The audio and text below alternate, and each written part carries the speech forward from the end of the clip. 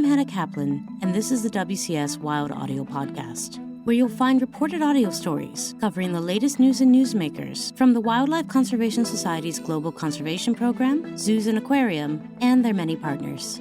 We've got a great show today, so let's get to it.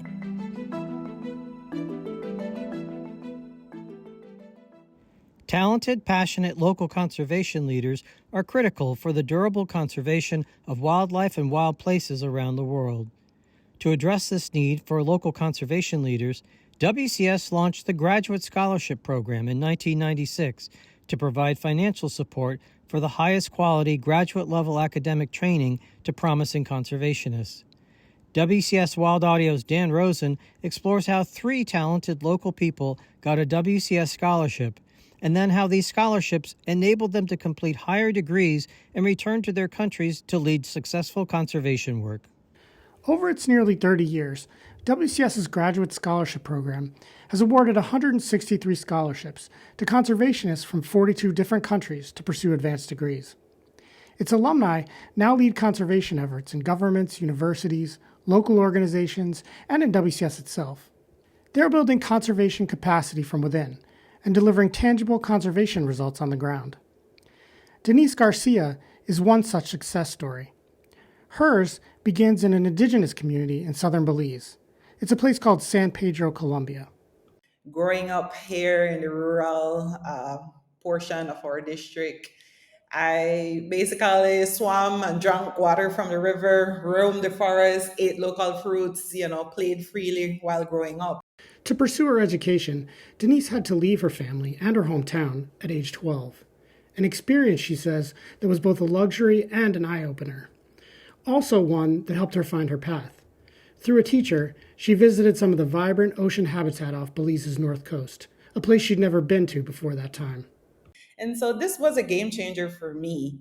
And from then on, I knew, I wanted to protect our resources, both, from where I came from, the forested area, but also, the reef. She dove into ocean conservation. I could recall forcing myself to learn the fish and corals. I got trained in standard data collection methodologies, became a certified scuba dive master, and basically studied to be a marine biologist. Her work also took her to Glover's Reef Research Station, a WCS facility about 30 miles off the country's coast. There, she got to know and learn from WCS staff, who recommended her for the Graduate Scholarship Program, an important step in the program's evaluation process. The support helped her get a graduate degree at the University of California, Santa Barbara. In my case, I wanted to be more impactful. Yes, I'm collecting data, but what about it? Yes, I'm spitting out these reports. What about it?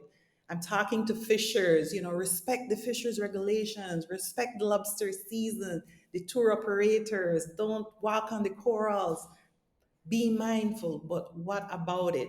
And, I was at that point where I needed more, and I needed more tools in my hands to move forward. Denise's journey has come full circle. Today, she again lives in San Pedro, Colombia, where she works as a consultant, helping design protected area management plans, developing environmental policy, and engaging with local stakeholders on these issues. She's grateful for the boost the program gave her.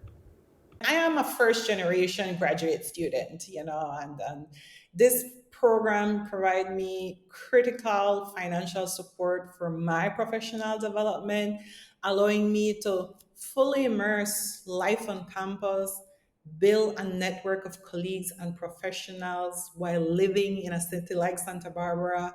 I mean, it has definitely elevated my technical skills, my capacity, and combined with my applied experience, it has definitely elevated my game here in Belize. Like Denise, Richard Malanga grew up with a love for the forest. As a kid in the Republic of Congo, he had to leave the wilderness for school in the city, but he always intended to return. Because I was in a town, big town, where there is no forest there, just some garden in the middle of city. That's why, as an undergraduate, he attended forestry and wildlife school, and why he pursued an opportunity with WCS.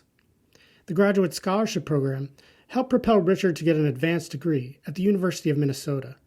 And from there, he was able to become WCS Country Director. Looking ahead, he sees a strong need to continue the program to help grow the next generation of conservationists in Congo that can carry the torch. So we cannot rely on people from outside.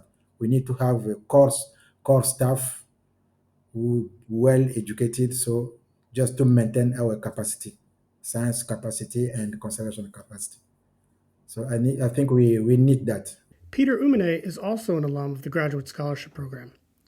With the program's help, he left his native Democratic Republic of the Congo to earn his master's at the Yale School of Environment, where he stayed on to get his PhD.